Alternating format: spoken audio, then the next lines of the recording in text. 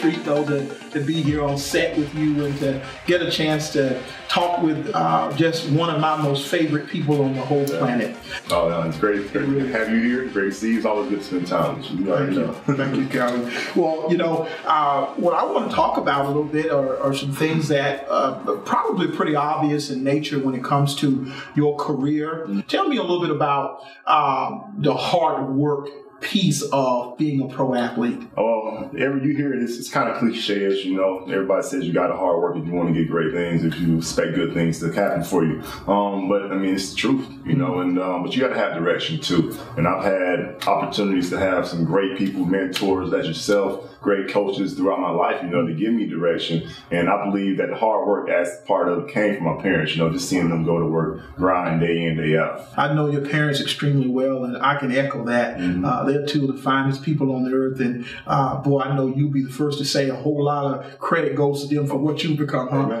Here at One Life America, we work with a host of what we call field agents, and we bring insurance coverage to families called final expense insurance, and it's an opportunity to help families that otherwise might be challenged with hardships, for coverage for those that they lose. What you do in football is sort of connected to what our field agents do and some of the things they're challenged with every day. So I'm going to just randomly ask a few questions, and you give me your best responses on that. Let me ask you this. When did you decide you wanted to be a professional athlete? I'd say at a young age. I was originally a huge baseball fan. Ken Griffey was my favorite player. I wanted to play baseball growing up, but it wasn't until I got to high school, became good at football, that I started to, maybe seek out a different avenue, maybe. What is your hobby, and when you're not playing football? Oh man, my hobbies have changed since I've grown. I used to love to draw. I used to be in the video games real hard. Now, I'm a big car guy. I've always loved cars. So I like to get on the track. I've been fortunate enough to be able to go race sometimes, and I love to travel. I love to fish. So many things. You don't have time to get them all in. You try to get everything in the off season. But if I had to say the top two, I'd say I love to fish and being by the water. Period. One of the things at One Life, we have trips that our agents win as a result of their sales or production over the course of a year of premiums. And they get a chance to win these unbelievable trips to some of the most amazing places. Incentive tips. Incentive tips. No question about it. Hey, those are motivators, aren't they? Sales go up, man. Agents know what the deal is. I think this year we're going to the Dominican Republic. If you weren't playing football, what would you be doing? Design buildings, design structure, get into a little bit of the engineering side of that. And that kind of interested me, I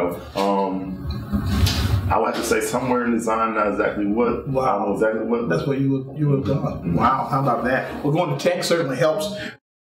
What did you do to prepare yourself for this path that you're on? What did you do to prepare yourself? I guess the best preparation comes in, just knowing what you have to do, and then two, knowing your weaknesses so that you can, work on those weaknesses and then work those things towards your goal. Having goals too. Wow, having goals. Goals are huge. Wow. How do you define success in your own words? We're going to get knocked down. Right.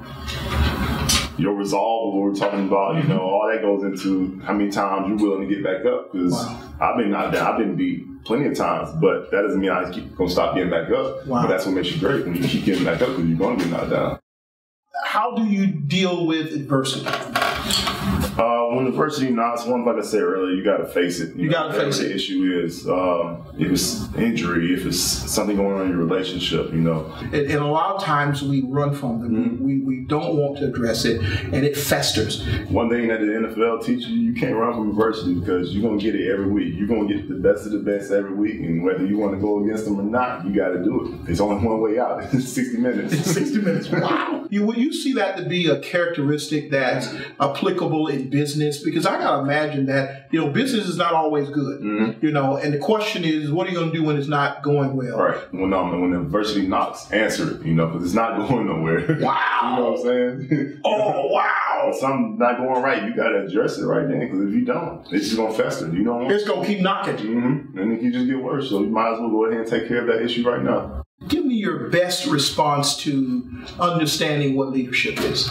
I would say to be a leader, you have to be able to listen. You have, like, as a student, you have to be able to take in things so that you can figure out what are the issues at hand, so that you can resolve whatever issues are at hand. If there are no issues, when things are going good, you're the guy in the back keeping things going, keeping things going forward. When adversity strikes, you got to be that. You got to step to the front and pull the guys along. You got to you got to show them by example. This is how we do things. I think leaders don't sit back. They recognize when they've got to step forward, and they're always probably conveying direction, for whatever the situation is. Just in your daily routine, just the way you carry yourself. Like I say, for me at practice, I try to lead through actions, through example.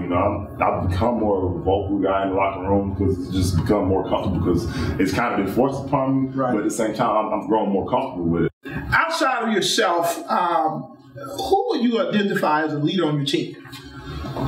Outside of myself, obviously Matt, one, being the quarterback of the team, you're obviously thrusting to that position, but to see how he is taking that position with maturity, the way he's learned, just to be able to see him grow into that situation, he's handling it very well from a young guy to he's like year 5 or 6 right now.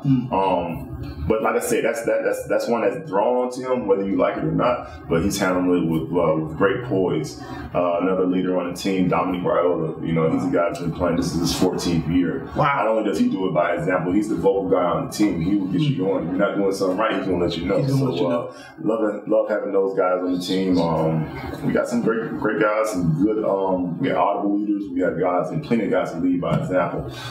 That's a good thing. We have plenty of veteran guys. Every guy that has played over, at least a handful, 6, 7, 8 years, all the young guys look up to those guys. They're leaders on this team, so everybody conducts themselves in that way.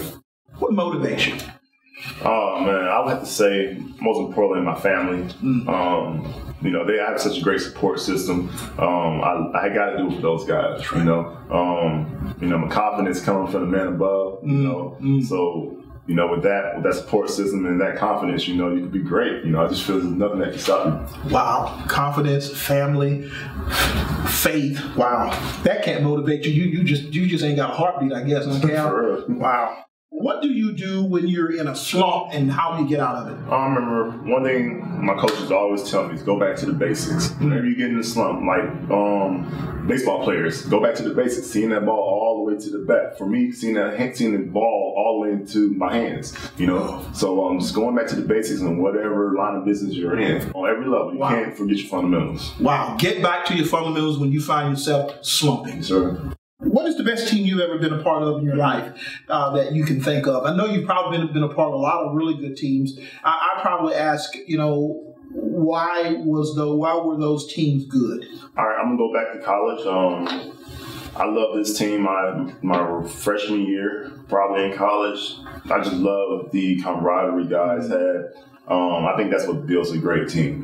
We had the most talent in the world. Unfortunately, we didn't probably, get to where we wanted to be. But just the camaraderie that we had, I think that's definitely what helps teams become great. I have, you see it with Seattle last year. Those guys, they love each other. They did a bunch of things off the field, that brings the guys together. And we're doing that now up in Detroit. And now I could easily say now that this is the best, most talented team so far that we've had in Detroit. Let me ask you this. What advice would you give to a new rookie? One thing that I was told when I was a rookie is find you a veteran that works his tail off and be in his back pocket. Wow. That's what I tell a rookie now. You find you a veteran. I'm not going to tell you to go find who to go find. You find somebody that works hard, you see busting their butt, and you go stay in their back pocket. Wow. They're going to teach you how to take care of your body, how to do things, how to get here on time, just how to go throughout your day, how to prepare your body, how to take care of your body after practice, what to put in your body, just so that you can become a veteran. Because the guys that have been here long enough, they're not here for no reason. Wow.